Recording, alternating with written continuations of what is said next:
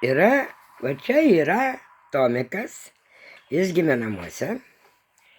Jo mamytė mirė labai anksti, dar 5 metų nebuvo. Gimė Tomikas ir va Džerytė. Labas, Džerytė. Labas. O čia Alisa, kurią išgelbėjau nuo Jono.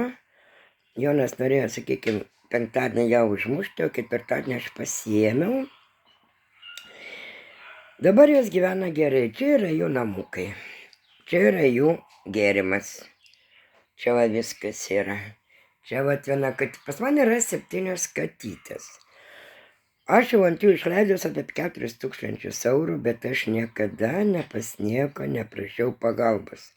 Aš žinau, kad tai neįmanoma pagalbos prašyti.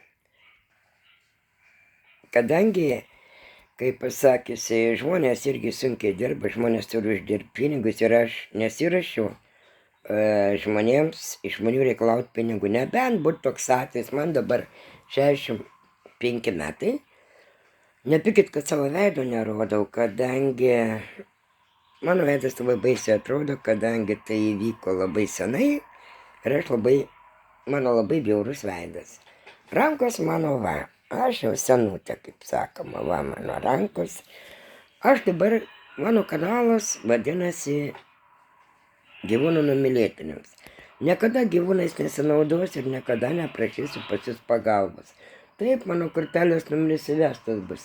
Bet jeigu jūs norėsite, jūs atsiųsit ar eurą ar 2 ir parodysiu, ką aš pirkau. Jeigu ne, tai aš vis tiek jums siūsiu kiekvieną dieną. Alisa išėjo daryti kakutę. Čia Tomu.